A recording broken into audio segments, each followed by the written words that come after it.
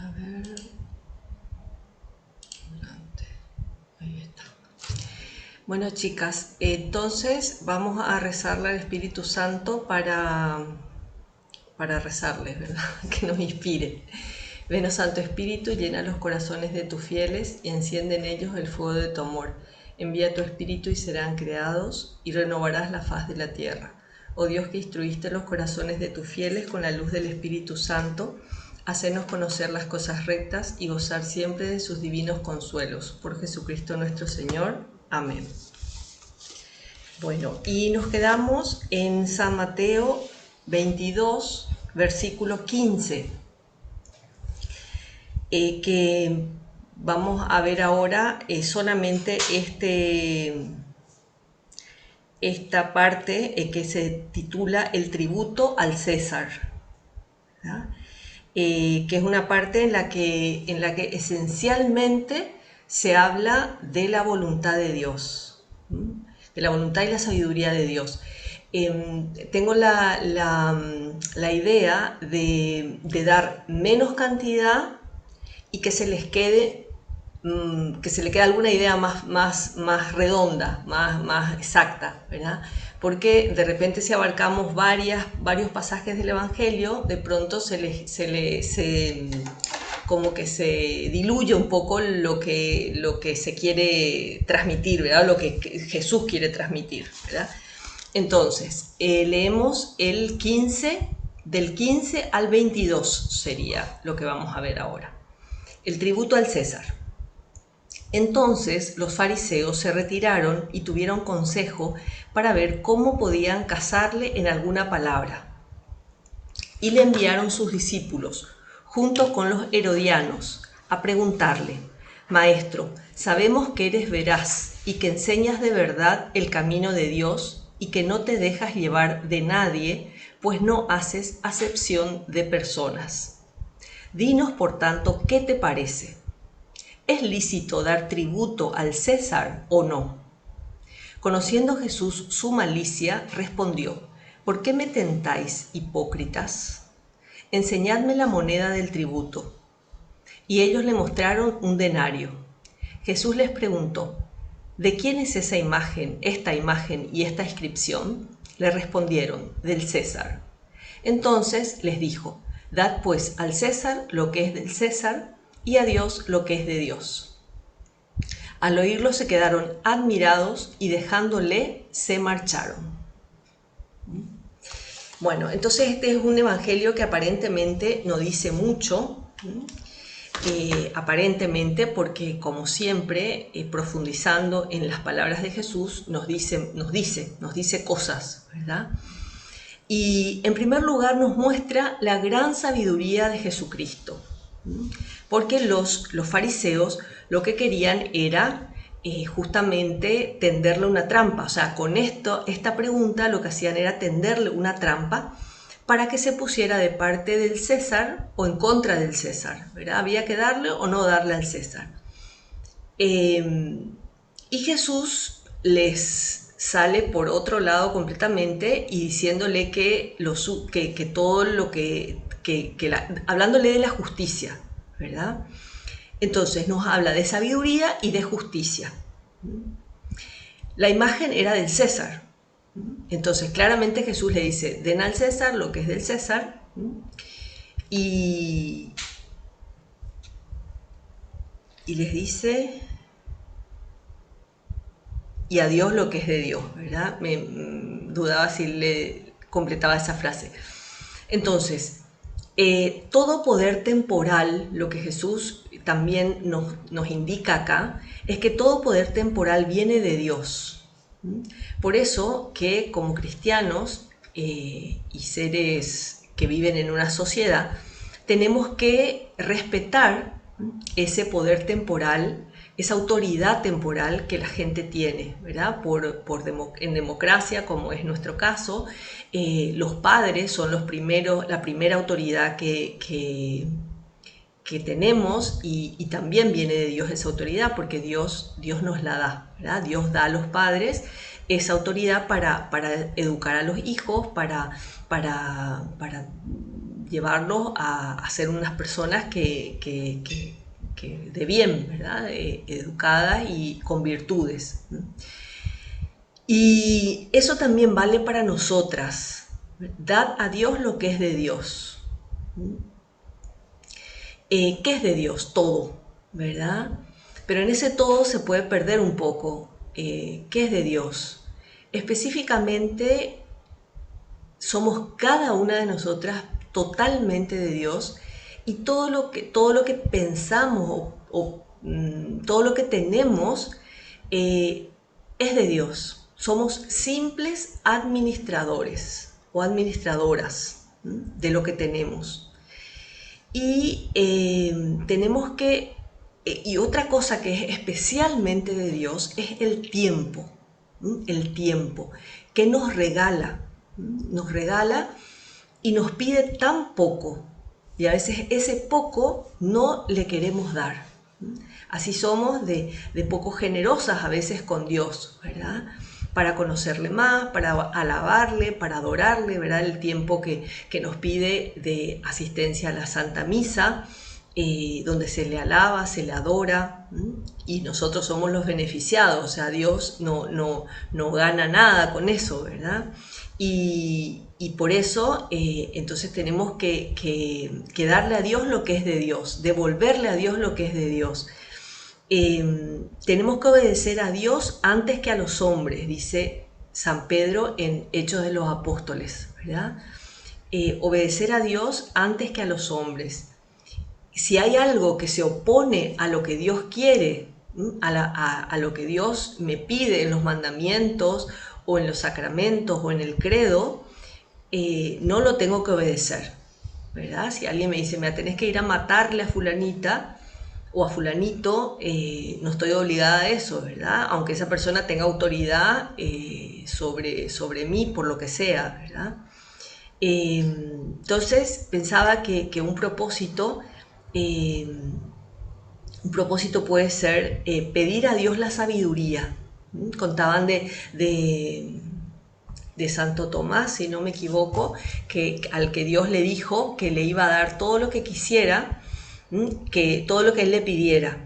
Y entonces Santo Tomás le dijo, no me acuerdo bien cómo le dijo, pero le dijo así, algo así como solo con tenerte a vos ya me basta, ¿verdad? Y entonces Jesús le dio mucha alegría esa respuesta, ¿verdad? No le pidió dinero, no le pidió poder, no le pidió nada, sino poseer a Dios, ¿verdad?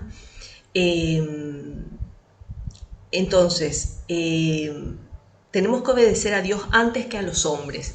¿Y cómo saber la voluntad de Dios?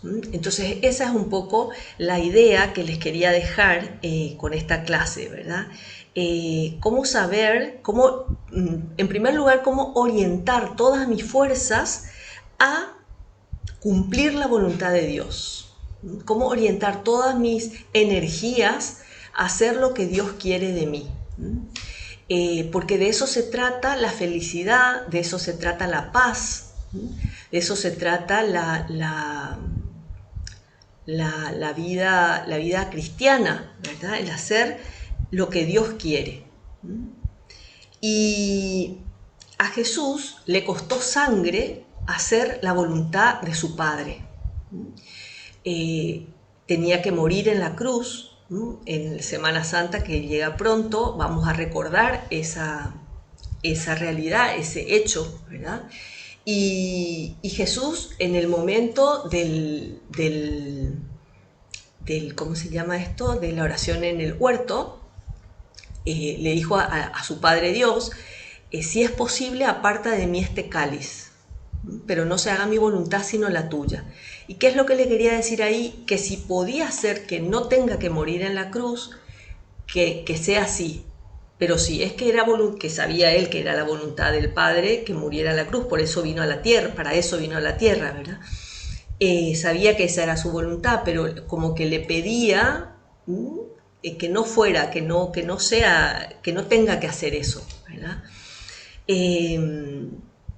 Le costó sangre. Y a nosotras, por el pecado original y por el pecado nuestro, de egoísmo, de soberbia que tenemos todas, nos cuesta hacer la voluntad de Dios porque queremos hacer nuestra voluntad, lo que a mí me parece.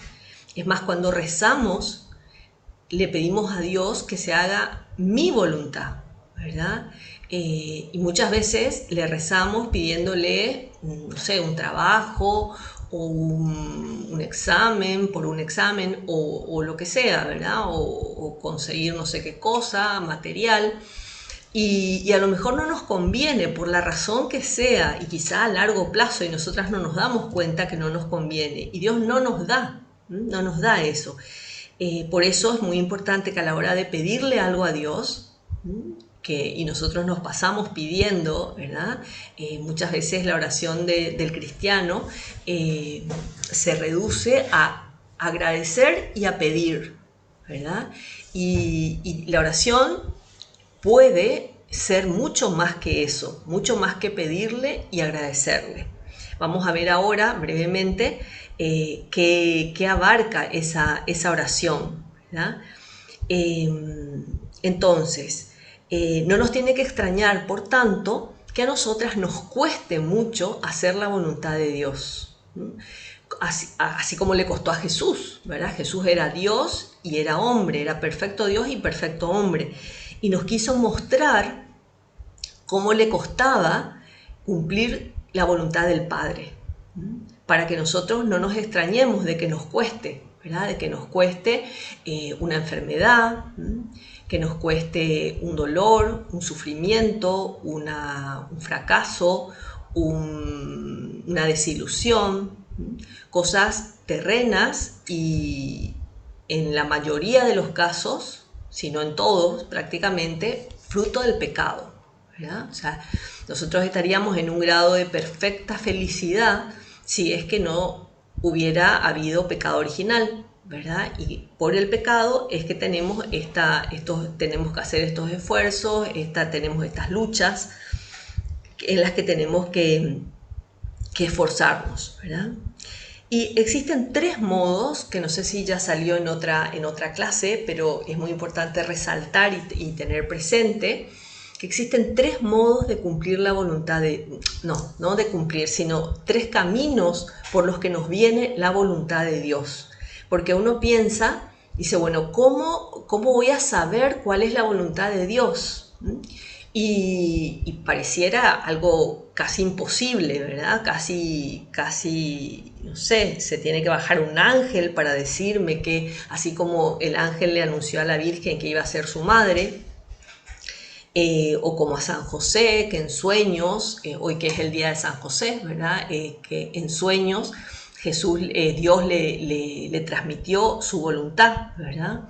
Pero había una conexión muy especial, ¿verdad?, entre Dios y San José, por lo que a un sueño o a 2 o 3 sueños San José le obedeció perfectamente e hizo lo que Dios le iba mostrando, ¿verdad? Entonces, ¿cuáles son esos 3 caminos por los que nos viene la voluntad de Dios? Son importantísimos y cada una lo tiene que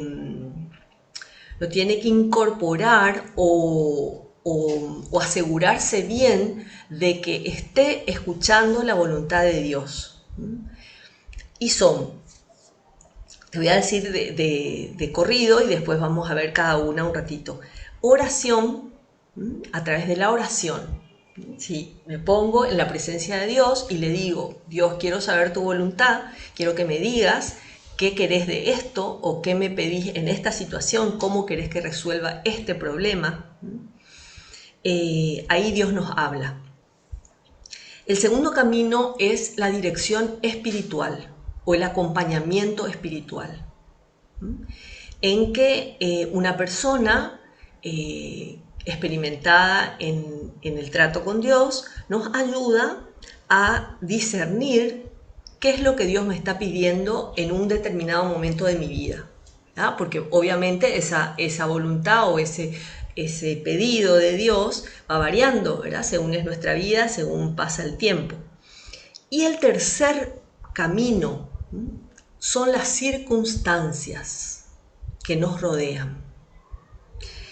Este es el camino más difícil, en el sentido en que tenemos que estar muy atentas, ¿verdad? Para ver qué es lo que Dios me va diciendo a través de las personas, a través de los sucesos, a través de las circunstancias, ¿verdad? Porque pueden ser, pueden ser contrarias a mi gusto, pueden ser contrarias a mi, no sé, a mi modo de ver, eh, las circunstancias, ¿verdad? Y Dios nos va hablando a través de esas circunstancias, porque su voluntad se va mostrando en concreto en la familia que nací. No es, ahora está medio, no sé de dónde salió realmente, está de moda decir, hay gente que dice por ahí que los bebés eligen la mamá dónde nacer, o la mamá que les va a traer al mundo, ¿verdad? Tamaña tontería, ¿verdad? Porque en realidad no es así, ¿verdad? O sea, ¿cómo elegiría un alma? Eh, bueno, no sé qué argumentos tienen, pero sí sé el argumento de que Dios crea el alma cada vez que se une el óvulo con el espermatozoide, ¿verdad? Ahí, en ese instante, Jesús crea el alma y ahí se produce, se crece, ¿verdad?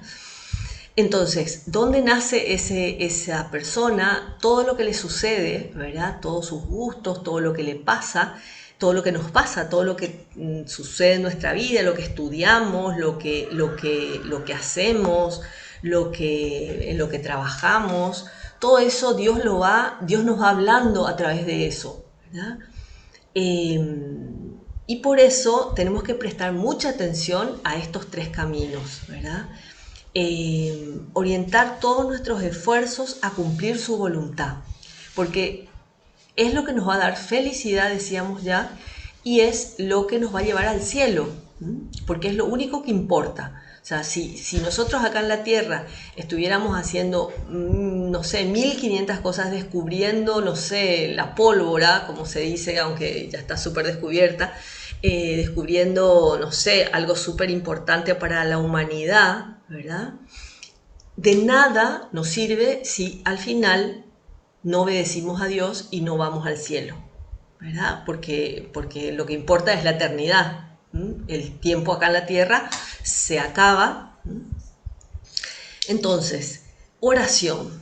Decíamos que no se tiene que reducir a acción de gracia y a pedir cosas, ¿verdad? Porque Dios es mucho más que eso. Dios pretende, quiere estar en nuestra vida, quiere vivir con nosotros, con cada una de nosotras, y compartir todo lo que nos sucede, así como la amiga más íntima que tengamos, ¿verdad? A la que le contamos todo lo que pensamos, hacemos, queremos, etcétera, ¿verdad? Dios quiere compartir con nosotras todo lo que nos pasa. Y está ahí esperando que nosotros le hagamos partícipe de lo nuestro, ¿verdad? Y esa es la oración, ¿verdad? No solamente parte de la oración es lo que decíamos, ¿verdad? El pedir perdón y el agradecer, ¿verdad? Porque es lo propio nuestro en relación con Dios, es agradecerle todo, ¿verdad? Porque todo viene de Él, todo nos viene dado. Y entonces, ¿qué más hacer? Compartir con Él lo que nos pasa, lo que nos duele, lo que nos alegra. Y también hay otro tipo de oración que es la meditación. Meditación u oración vocal. Perdón, oración mental. A grandes rasgos está la oración mental y la oración vocal, ¿verdad?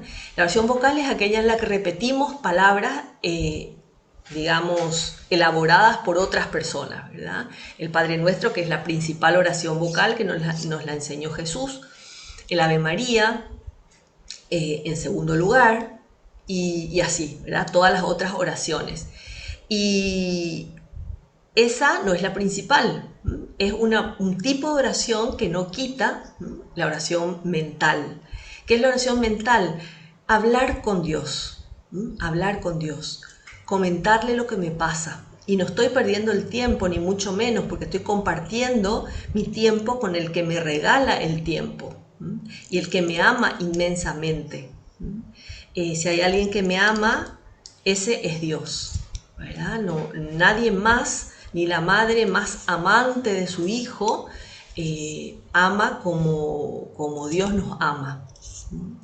Y eso es algo que está comprobadísimo, ¿verdad? Comprobadísimo que Jesús nos dio la vida por eso y nos espera en el cielo para gozar de Él toda la eternidad. Y entonces meditar las verdades de fe, las verdades espirituales. Resulta que las realidades sensibles no necesitamos pensarlas porque ya las sentimos, ¿verdad? ¿Qué sé yo? Tomamos un helado, justo hoy comí de postre helado, tomamos un helado y nos encanta, no es necesario que alguien nos hable del helado, ¿verdad? Pues yo ya sentí el helado, me gustó el helado y estoy encantada con el helado, ¿verdad? Sin embargo, hablar del amor de Dios no se siente, no se escucha, no se palpa, ¿verdad? Sino que tengo que leer, tengo que meditar, pensar sobre ese amor para que sea algo más real, o sea, es real, para que yo lo haga realidad en mi vida. Así como, pensar, leer cosas sobre el amor de Dios, leer sobre Dios. La lectura es el depósito de la oración, decía San José María. O sea, con la lectura yo le doy tema a mi oración. O sea, tengo temas para hablar con Dios, porque leo sobre Él, ¿verdad? Si yo no leo, si yo no sé nada de Él, poco voy a poder hablar con Él. Como una persona a la que no conozco, ¿verdad? Me dejan en un lugar sola con una persona que no conozco y no sé ni de qué hablar, ¿verdad? Uno empieza a hablar y le empieza a preguntar, ¿verdad? Pero no hay una conversación así fluida y feliz, ¿verdad? Es medio tensa, medio argel, digamos, al comienzo. Lo que nos sucede con Dios y es que no le conocemos suficientemente, ¿verdad? Bueno, y después hacer una oración constante. Tiene que tener como 3 características la oración. Tiene que ser con fe. O sea, si no tengo fe, no puedo hacer oración. O sea, no voy a hacer oración de hecho, ¿verdad? No voy a querer hacer oración. Fe, perseverancia y humildad. O sea, yo necesito de Dios, yo no soy nada, Dios es todo. Y perseverancia, ¿verdad? O sea, no, yo ya recé, ya pedí una vez. No, tenés que pedir hasta conseguir, ¿verdad? Por decir el pedido, ¿verdad? Pero después también esa conversación, ese diálogo con Dios es también una cosa que nos ayuda muchísimo a nosotros y a Dios, ¿verdad? Y a través de esa oración nos va transmitiendo su voluntad, porque en la vida tenemos que ir tomando decisiones. Y esas decisiones es muy bueno que las comentemos y le pidamos a Dios. Normalmente, una cosa importante que aclarar es que normalmente no nos responde en la oración misma donde le pedimos, donde le preguntamos, sino que nos responde después con la vida, a través de una persona, a través de, no sé, una luz que de pronto se nos viene a la cabeza, a través de algo que leemos, a través de algo lo que sea que nos sucede, ¿verdad? Bueno, y después hay muchísimo que hablar de la oración, ¿verdad? Un taller de oración podemos hacer, ¿verdad? De cómo hacerla, sobre qué, cuándo, cómo, dónde. Pero por el momento esto. Después la dirección espiritual o acompañamiento espiritual, ¿verdad? En la que una persona, normalmente el sacerdote, los sacerdotes tienen esta misión, ¿verdad? De acompañar espiritualmente a las personas. Esto, las que me escuchan saben que en el Opus Dei, es una institución de la Iglesia que justamente ayuda a la gente, a los cristianos, a encontrarse con Dios, ¿verdad? A acompañarle en ese camino, ¿verdad? De espiritual, en ese camino de crecimiento espiritual. Y para eso también se necesita constancia, ¿verdad? Una y otra vez. Confesión y acompañamiento espiritual, ¿verdad? La confesión es el sacramento por el que Dios nos perdona nuestros pecados, y en ese mismo momento o después, ¿verdad? Antes o después, esas preguntas o esa ayuda que le pedimos al sacerdote para que nos guíe en nuestra vida espiritual. Y las circunstancias, decíamos, ¿verdad? Las circunstancias que un poco ya explicamos. Dios nos habla. ¿Cómo nos habla? Justamente esas circunstancias de nuestra vida son las que tenemos que llevar a la oración, comentar con Dios. Esto me pasó, no entiendo por qué me pasó, qué hice acá. Y yo hace muchos años que vengo haciendo oración y te puedo decir que es difícil, ¿verdad? Es difícil porque no le escuchamos a Dios con los oídos, no le sentimos, no le vemos. Hablar con Jesús en la Eucaristía es mucho más, mucho mejor que sin la Eucaristía, ¿verdad? Pero porque ahí está presente, ahí creemos por fe que está presente con su cuerpo, con su sangre, con su alma y con su divinidad, y ahí es más fácil. Pero de todas maneras, esto que dijimos, ¿verdad? No le vemos como una persona, no le vemos, no le escuchamos, no le sentimos, y por eso a veces se hace más difícil esa constancia, esa perseverancia en la oración. Un día y otro, y otro, y otro, y otro. San José María decía que nos aconsejaba, ¿verdad? Que decía, tiempo fijo y hora fija. Porque de lo contrario se va a someter a la pereza o al vaivén de nuestras actividades, ¿verdad? Un día tengo muchas actividades, entonces no hablo con Dios. Otro día me sobra un poco de tiempo, entonces hablo con Dios, ¿verdad? Dios no le tenemos que dar lo que nos sobra, o sea, porque Dios es el dueño del tiempo, ¿verdad? Entonces, comentar con Dios esas circunstancias de mi vida, eso que nos pasa con una compañera de trabajo, que no sé, nos hace una mala jugada en el trabajo, y qué tengo que hacer, cómo tengo que reaccionar, cómo quiero actuar y cómo tengo que actuar, cómo debo actuar, y cosas así. Comentamos con Dios de esas circunstancias que nos toca vivir, ¿verdad? Entonces, esas son las circunstancias, son los tres pasos, los tres caminos por los que nos viene la voluntad de Dios.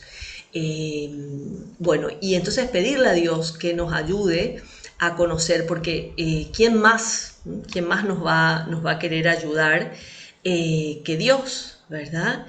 Que quiere que sepamos su voluntad, quiere hacernos felices, quiere que lleguemos al cielo. Entonces con esa fuerza, con ese empuje que Dios nos va a dar cuando hacemos oración, estamos a su lado, buscamos esa ayuda espiritual, que como les decía, en la obra se brinda generosamente, ¿verdad? Es uno de los objetivos que tiene el Opus Dei, es justamente ayudar a los cristianos a avanzar en su vida espiritual, en su vida interior, ¿verdad? Su vida de trato con Dios. Entonces, vamos a terminar, ¿verdad?, con esto diciendo que tenemos que querer cumplir la voluntad de Dios en las pequeñas cosas de nuestra vida, ¿verdad? ¿Qué es lo que Dios quiere de mí? En grande, ¿para qué me creó? ¿Para qué estoy en la tierra? Porque toda vida tiene un sentido, es para algo, ¿verdad? Y después se va concretando en cada momento de nuestra vida qué es lo que vamos a ir respondiendo, qué es lo que vamos a ir haciendo, qué es lo que vamos a ir diciendo, ¿verdad? Según eso que Dios nos va mostrando. Y esto, y hasta aquí.